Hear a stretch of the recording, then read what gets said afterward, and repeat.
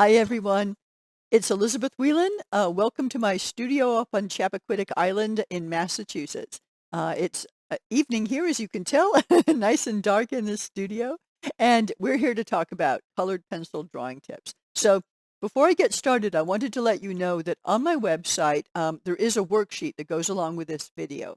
So it looks like this. It has some uh, colored pencil experiment pages for you to color in, some color exercises, other bits and pieces of information that I'll explain as we go along today.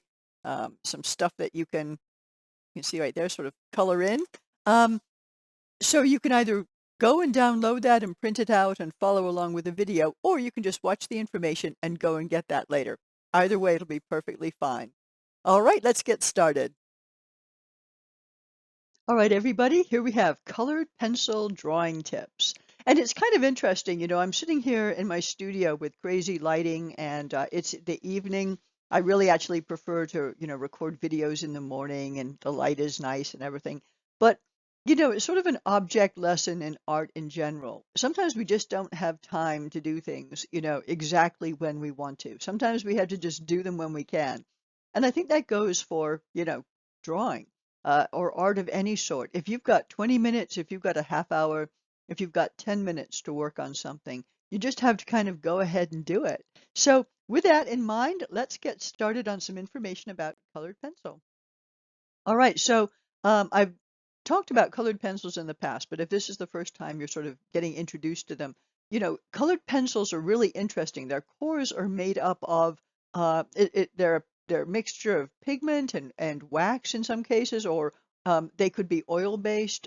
Basically, whatever brand you're using determines, sort of the makeup. And it's kind of good to get a sense of how different, companies make their colored pencils and which ones you like best. They're not cheap. I will tell you this right up front. Good colored pencils are not cheap. And I tend to use two brands. I use Prismacolor and I use Polychromos. I like both of those. The Prismacolor is soft but with a ton of color. The Polychromos tends to be a little bit harder, also with really good color. So you don't have to go out and invest in a huge set to get started. One of the tips I'll be telling you about is really how to go about layering your colored pencil to get more range. So if you have if you're really getting into this and you have a 12 color set or a 24 color set, that is more than enough to do almost everything you're going to want to do with colored pencil until you really start to get into it. I do recommend, as I always do though, using professional grade uh, colored pencils like these rather than perhaps something that you just get at a dollar store or whatever. They're just not going to have the same amount of pigment in them, and they might be a little bit harder too, and that makes it a bit difficult. So especially if you're getting started, why make it difficult on yourself, right? Some halfway decent paper, halfway decent colored pencils, and you're on the way. All right, so techniques. We're going to be talking about layering, burnishing, scoring, and fusing. These are terms that I'll be discussing. So layering just means thin layers of colored pencil on top of each other. Basically, what you're doing, your colored pencil box has only so many colors in it, so you're trying to extend the range. Get more different types of green, more different types of yellow, more different types of red, and you do that by layering colors because unlike mixing pigment in paint where you actually are, you're actually mixing the pigments together to make a new shade. You can't do that with colored pencil. And yet there isn't a colored pencil for every color you want to use. So the way you get there is by kind of optically mixing, layering, sort of like the Impressionists did in terms of their paintings, when they would put different colored strokes next to each other to give an impression from a distance of color and vibrancy. Colored pencil does exactly the same thing. I don't know what my cat is doing, but she's causing a whole bunch of. If you can hear my cat in the background, I'm very sorry. I don't know what she's up to. Okay, so burnishing, that is a technique that is used often at the end of colored pencil work. And that is when you can do, there are a number of different ways you can do this. You can use a colorless blender. You can take a piece of paper and sort of rub on it with your thumb. Basically, what you're doing is you're trying to smush the previous layers of colored pencil that you've put down, smush them together a bit more. Get a little bit of more coverage, a little more brilliance onto the paper. The thing about it is, though, if you're going to burnish your colored pencil at any point, you'll want to do that at the end because the colored pencil will become slick at that point, and it'll be really hard to add any more layers. And you'll find as you go along that depending on the type of colored pencil you're using, there will be sort of a maximum number of layers that you can put down. So scoring is a technique I won't talk much about right now, but it is really kind of cool. If you've got a softer paper, you can often make marks in that paper before you start to do the colored pencil, and they'll stay white because the colored pencil won't necessarily go down in the ridges. Um, this is something to practice because it can be really useful, especially on things like, pet whiskers or something like that. Somewhere or a design maybe that you want in a fabric, something like that is kind of neat. And something that we will be talking about today is fusing. So fusing is using solvents or a colorless blender to mix pigments together on the paper. So a colorless blender usually comes in a marker form. Prismacolor makes one. I think most of the colored pencil companies make them. I use fusing rarely. And fusing I often do, if I am going to use it, I'll use it at the beginning in the first few layers rather than at the end, because it tends to make sort of a mixture. It kind of liquefies the colored pencil, which makes a nice, brilliant surface to start working on, but it can make it too bright, too strong, more than what you want. So you definitely play around with that before you, start using it on expensive paper or something of that nature. But a lot of people use it to really good effect because it can speed your process up. So it's all a matter of using it judiciously. Also, I find that the colorless blender markers are a little bit strong in terms of the vapors. They really, kind of like how a Sharpie has a smell, that sort of smell. It can be really overpowering. So that's something else to bear in mind. Now, artists have experimented with lots of different solvents to use in terms of how to actually go about doing this fusing. I mean, people have tried everything from baby oil to rubbing alcohol. There are numerous resources out there on the internet about different methods of fusing colored pencil. So, definitely if you want to experiment with whatever you have around the house, olive oil or whatever, know that it might have an effect on the paper as well. It also might seep a little bit depending on what you're using. Most of the alcohol-based ideas usually work out pretty well. So fusing is done near the beginning. Burnishing is done near the end. Now, I'm a big fan of using colorless blending pencils. Those are, you would think that a blending pencil would be, sort of the same sort of thing as a colorless blender marker, but it really isn't. The colorless blending pencil gets used as a top layer and it just sort of rubs all the previous layers together. And I like that because there's a certain amount of control. It brightens things up because it sort of fills in some of the paper, but it doesn't change the color. And that's the bit where I personally have trouble controlling fusing. But you might become a much better color pencil artist and understand how to use that a lot better, the fusing aspect. So, I always suggest give it a try. You never know what will work best for you. So some tips. These are tips I talk about frequently when it comes to colored pencil. One of them is work with a good point on your pencil. And this is where an electric pencil sharpener is really useful because it can be very difficult not to sort of torque the colored pencil and the handheld, sharpener. It's really, really difficult. I have a terrible time with it myself. Or if you've dropped the pencil, for example, sometimes the lead is broken all the way up the colored pencil.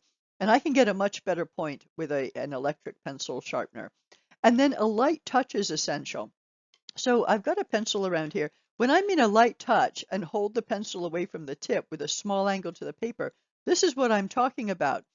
Literally holding, let me hold the paper, literally holding the colored pencil. Let's see if I can get this kind of flat at a very, very low angle, like not like this, like we normally, draw. That's way too high. Hold the pencil close to the back so you can sort of sweep it back and forth. And I make these little kind of sort of little oval motions, very, very light.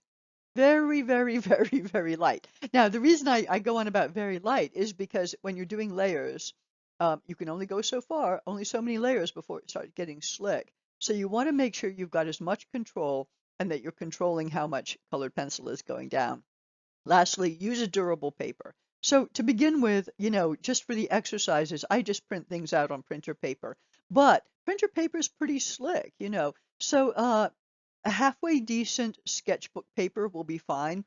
But when it comes to doing a more finished colored pencil drawing, you'll often want to go for a print making paper or a good watercolor paper. I use Fabriano Artistico all the time. There are other similar types of papers that say that they're good for colored pencil. And what it means is they're pretty durable. They can take a number of layers.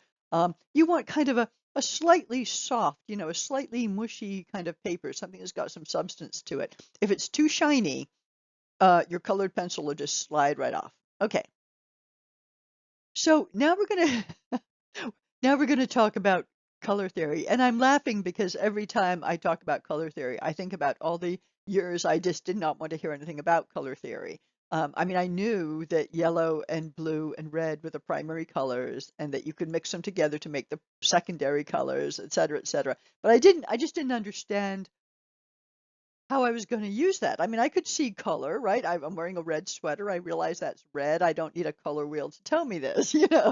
But when I started doing colored pencil, I realized how important some basic color theory was. And the first thing to know about is that complementary colors are the key to good colored pencil drawing. Actually, to art, painting, it doesn't matter what you're doing. But a complementary color, and that's complementary, like complimentary with an E, not like complimentary, saying, oh, what a lovely dress you're wearing today, but complementary, meaning across from, across from. So across from uh, the other color on the color wheel. So for example, green yellow is a complementary color of purple red.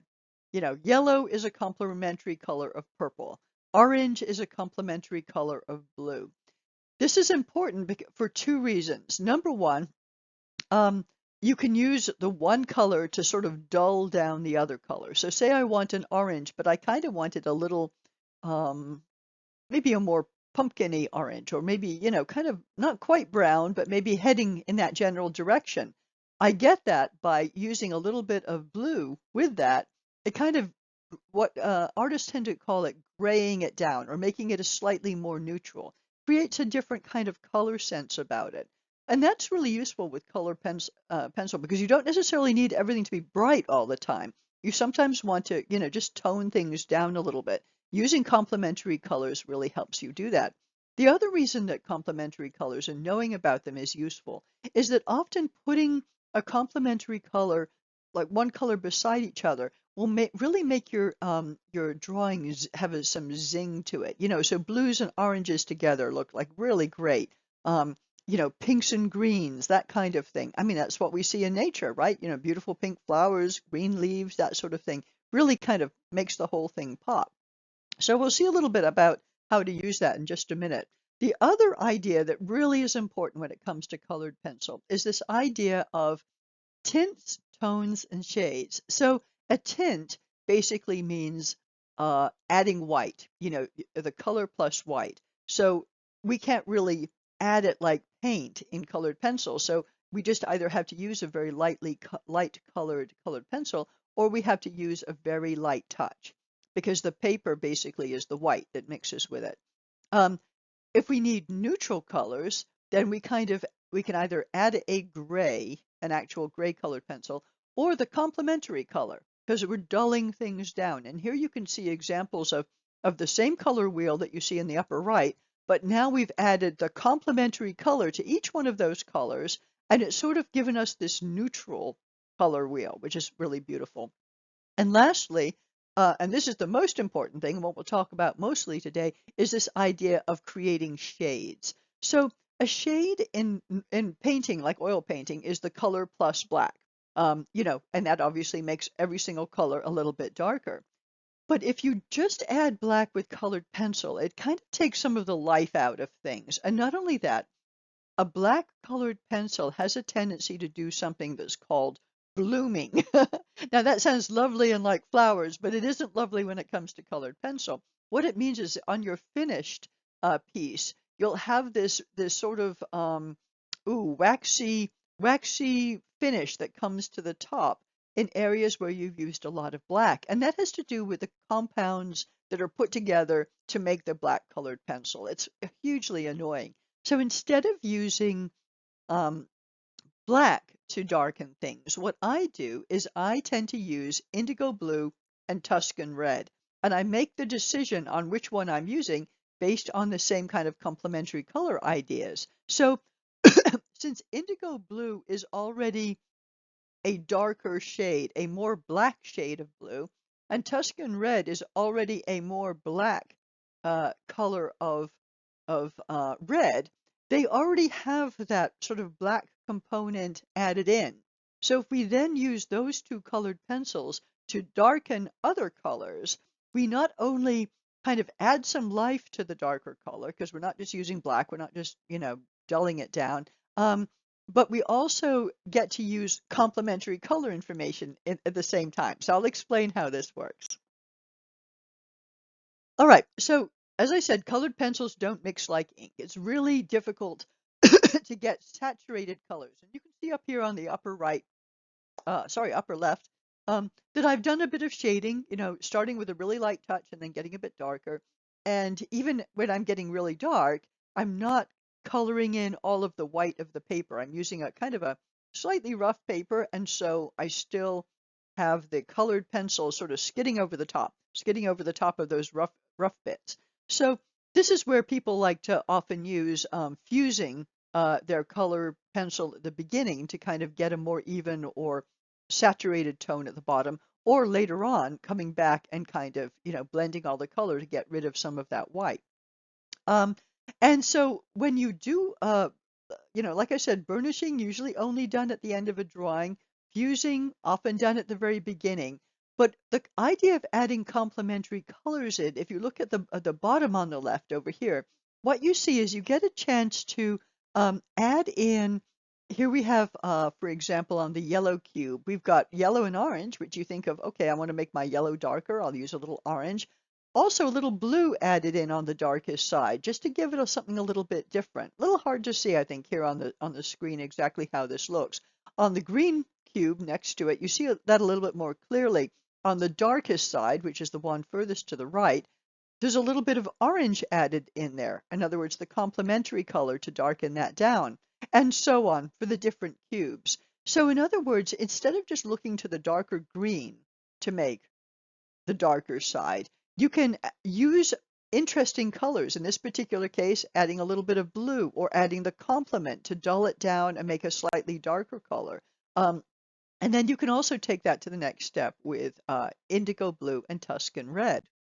So how that works, to begin with, it's sort of good to go ahead and experiment for yourself. So in the worksheets, there is a page where you can just try for yourself some colored pencil layering experiments. And so you can pick any colors you want to. Try layering one over the top and then maybe try the opposite to see if you get a different result.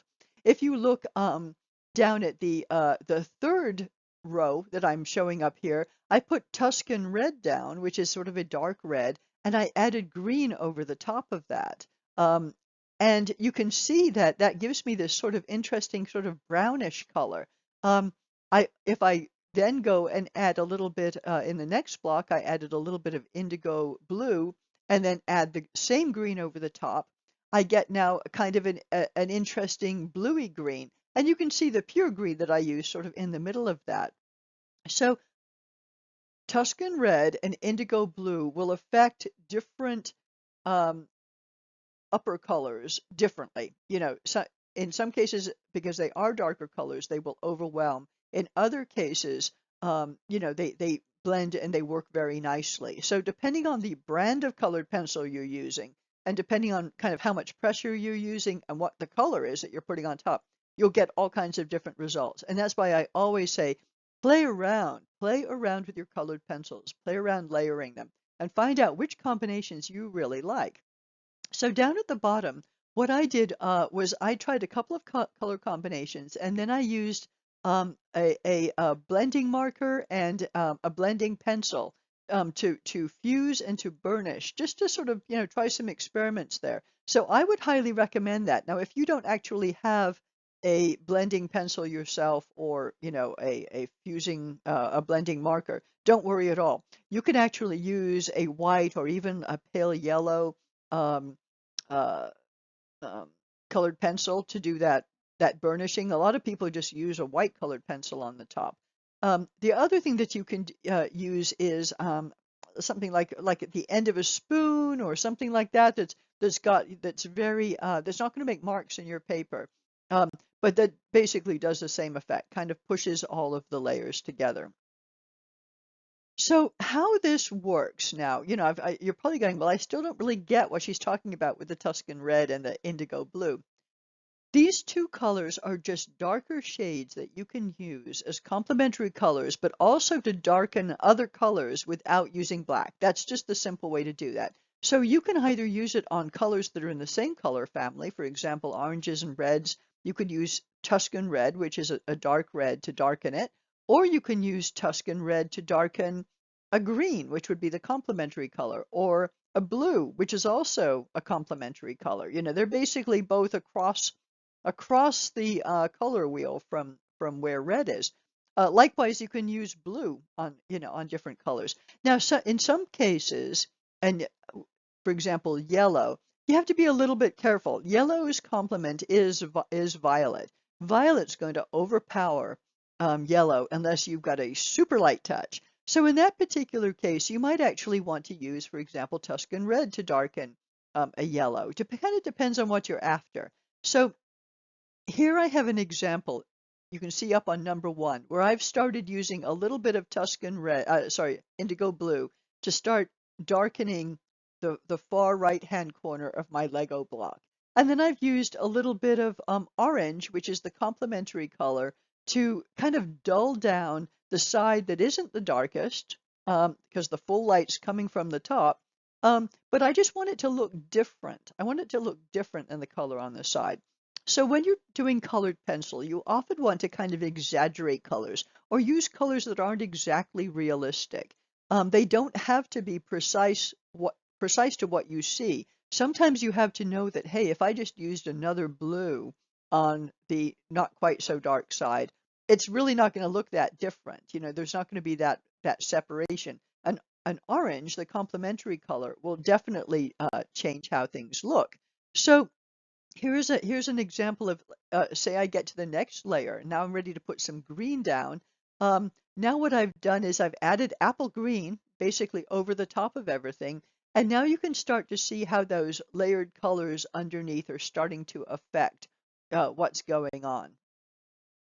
And here we have this in a little bit more detail, a little more close up, so you can see what's going on. I just wanted you to see that worksheet page. So here's the layering process using indigo blue and Tuscan red. And now we're drawing a little bit bigger here. So first I start with a light drawing in graphite. I often will erase my lines. You can see on the far right, I erase my lines a little bit so they don't get in the way with a colored pencil. And then I've decided, because the Tuscan red is complementary, that kind of the reds are complementary to the greens, I'm actually going to start doing my shading using Tuscan red as the underlayer.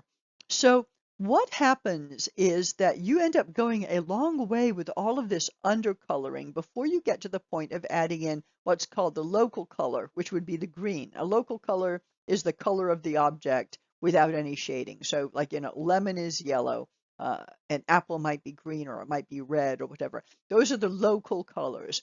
All of the other colors that we end up adding in for shading or whatever it happens to be, um, those are colors that we use just to sort of give form to an object. But when we say the local color, we're talking about the color we think that object is. So in this case, this piece of Lego is green. So I started off applying some Tuscan red underneath. It's a complement of green, so it'll dull it down. It'll make it a little bit darker, but not like terribly dark. but it certainly will change how the green looks. It'll extend the number of greens I have because I don't have that exact green the shaded side in my coloring set. So now what I want to do is after I do that, I'm going to throw some indigo blue in there because I decided, well, I'd like one end of this Lego block to be darker than the other. So I'm going to add some indigo blue down there. You can see on the right side. And then I was like, well, what if I added indigo blue very, very lightly on the side that isn't quite so heavily colored, the left-hand side, and see what that looks like.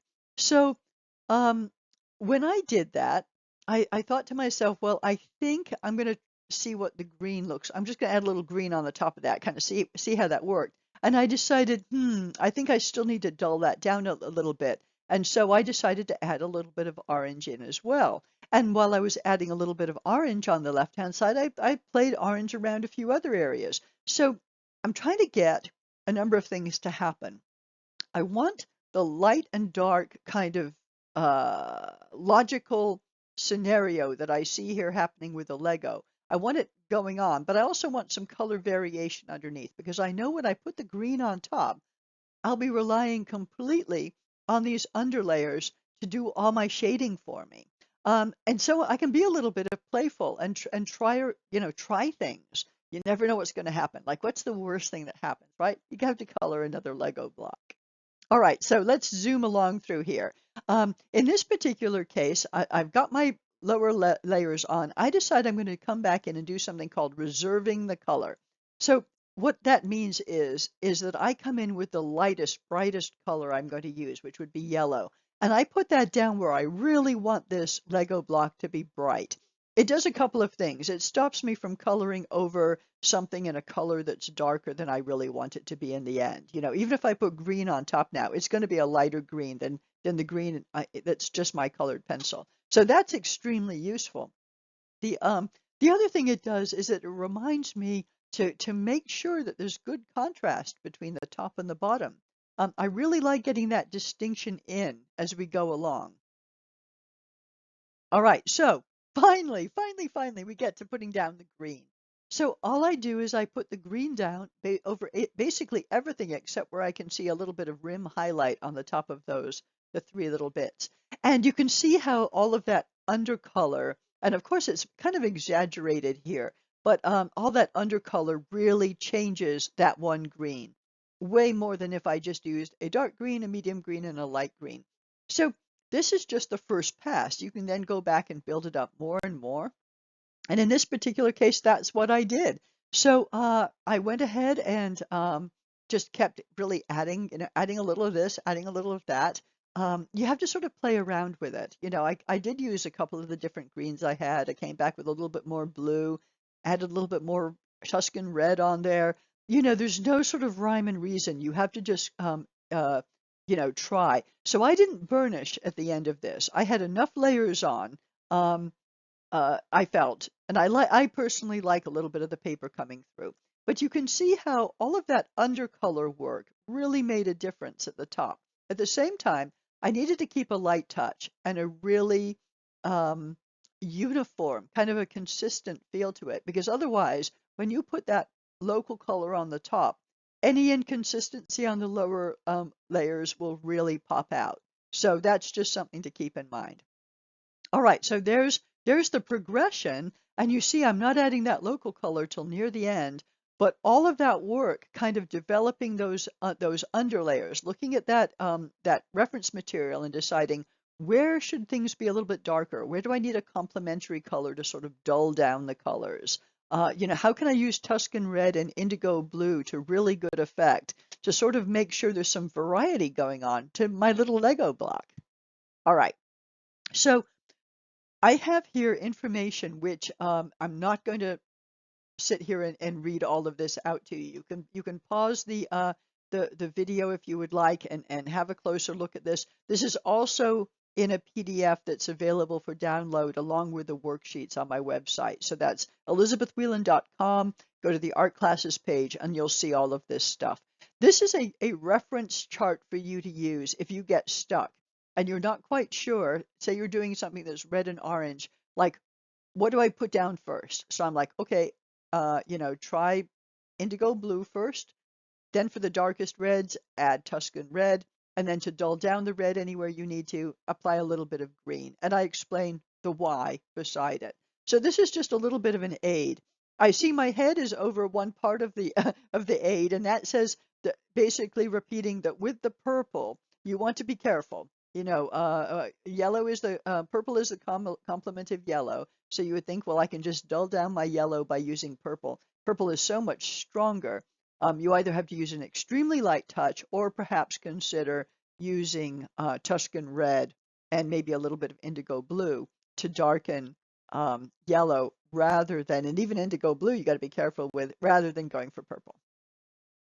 All right, so what that means is there aren't really rules per se, to how you do this. You'll pick up your own feel as you go about it. But what it means is that you can look at a scene like this, pretty complicated, but you start thinking about, okay, we got some dark reds in here. I could use a little bit of indigo blue underneath those dark reds, say in the lower left-hand corner, to make sure that my red leaf there is a different kind of red leaf than the brighter red leaf that I see up on the right-hand side. I could use green on some of the red leaves. I could use a little red on some of the green leaves, et cetera, et cetera, et cetera. So once again, all of this information is also in that PDF. Um, without my head on the top of it, which is a bit annoying. But the scope, but just by adding Tuscan red and indigo blue into your mix, a dark blue and a dark red. If you don't actually have indigo blue and Tuscan red in your materials, it's okay. You can use any dark blue, any dark red to help you get the same kind of effect. But understanding this idea of complementary colors is really important. It will change how your artwork looks. All right, so I just wanted to point out we had done a drawing class not too long ago where we looked at a black and white version of this Mexican mask, and I'm sure you can look at this now in color and see all kinds of places where a little bit of dark undercolor using Tuscan red or indigo blue or any one of the other dark colors, dark green, this, that, and the other, will really make a drawing like this so much more interesting. Okay, so in that bunch of worksheets, I've got a little outline that I drew that you can kind of color in to play around with this. This is a beautiful photograph from the Royal Society for the Protection of Birds of a kingfisher.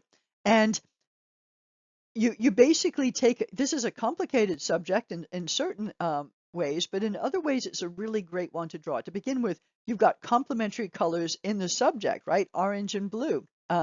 Right there, you're starting with something that's useful. You know that this is going to be attractive. So the very first thing I play around with is I try to figure out, well, what combinations of colored pencils that I have are going to achieve a blue that's sort of kind of a bluey green, and how do I get that kind of dark browny orange rusty color? So I've got some idea of which colored pencils to start working with. For each set of color, I'm not going to list a particular set of colors because for each brand, they're going to be different. But what I did next was I started putting a little bit of indigo blue down first because I was like, okay, you know what? I can see that there's a darker blue area all over here, and a couple of other things that are kind of important. I want to dull down and darken the breast of the kingfisher. So I'm going to use a complementary color, and indigo blue will serve that purpose. And I also want to add a little bit of shading, some darkness underneath the kingfisher on the cattail. And in order to be able to do that, why not also use the indigo blue there? So indigo blue is serving two purposes. One is to make the darker blue, and the other is as a complementary color to darken the orangey red colors that are here as well. All right, so next I come in with the Tuscan red, and I go, all right, where do we need some Tuscan red in here? And I can look around and do the same thing. I can use Tuscan red to darken orangey reds. I can also use it to sort of continue to darken areas that are bluish, or like on the bottom of his beak, where I know I'm going to need that kind of dark. And just to add some color interest under the other colors. So I'm going to sort of zoom through this because you'll see how this goes. Once again, I'm coming in and then doing that business of reserving a color with my lightest color. Of course, you can use white as well, but you don't really have to because we're on white paper. So I want to get those yellows in there first before I start adding any local color. Now I start adding in local color. Now I'm going to start like adding in the light blues, the medium blues, to whatever level of detail that I want to. Um, it's it's interesting, I think, for me to see how you start to get more form and more interest because of those steps you took up front, those complementary color layers that you put underneath, those, dark blues, dark reds. You could even use dark green in some cases if you wanted to, instead of black, but to start getting your darks in early on. All right, so now I've come in with even more colored pencil, more layers, more layers. I'm still not using fusing or burnishing. I'm just taking it to this particular point, just using, very careful layers of colored pencil. And then here is what burnishing looks like. So I haven't shown you an example of fusing except on those early worksheet pages. This is what I like to do. I like to come in with the blending pencil, the Prismacolor blending pencil, at the end, and just very carefully using those same kind of circular strokes, not pressing but so hard. I like to sort of bring out the color at this particular point, but it still lets a little bit of the paper come through. And so colored pencil art is not fast. This took me a couple of hours just to draw this little guy. Um, and I think that this is, a problem for some folks in our modern and quite busy age. We don't have a lot of time. We have a lot of pressure, a lot of constraints on our time, and a lot of responsibility. So it seems that where do I get the couple of hours to sit and draw a kingfisher? You don't, and I didn't. I literally left this out on my desk, with my colored pencils. And over the course of several days, when I had a few minutes and I just wanted to sit and kind of, work on something, I sat down and did a little bit more. And after a few days, it was done. Now, the accumulated amount of time was a couple of hours, but it's much more doable to work on your art this way. It is so rare for us to have huge chunks of time to spend on something. So have this, try to figure out a little place wherever you live where you can keep something out. It could just be a sketchbook or it could be a small drawing like this, whatever it happens to be, so that you are ready to draw whenever the chance comes up. All right, so here are those steps again. Um, you know, Indigo blue, adding a little Tuscan red. Like I said, it could be any dark blue, any dark red. Um, Reserving those highlight areas so I don't, by mistake, if I put too much orange down, for example, on that breast, I wouldn't have got the sense of form. It's a little bit of an exaggeration from the photograph, but I'm working in colored pencil. I don't have all of that range of color of real life. But I think what you end up with in the end is an attractive little drawing. So I wanted to point out something else. Oh, here I am over my type again. I've got to figure out how to deal with that. I think I'm supposed to figure out somehow how to get this circle up in the upper corner. But what this text says underneath me is that when you're drawing and also painting, sometimes a background that is a complementary color to your subject is also really helpful. To begin with, it kind of creates an edge, a definite division between your subject matter and your background. And it's also really interesting to look at. I mean, it really makes the orange pop. It makes the blue pop to have this green background like that. So often you will have a picture or photograph that actually has a lot of stuff going on back there. I mean, there might be buildings, trees, this, that, and the other. It's perfectly fine not to have that as your background. You don't need to. You can just have a simple one color background, sort of like this. All right. Oh, I'm back in the upper corner again. So here's my contact information. If you need to get in touch with me for anything, there's my website information, my Instagram, my email. I'm happy to answer your questions. So I hope you have a chance to download the practice sheets and just play around. Um, it, you will often want to get to amazing results immediately, and it just doesn't happen like that. Art is really, drawing in general is slow art. It's not fast. but it is so much fun and it is really quite kind of a nice meditation as well. So I hope you have some fun with colored pencil and I hope these drawing tips were useful. Thanks so much and I'll see you next time.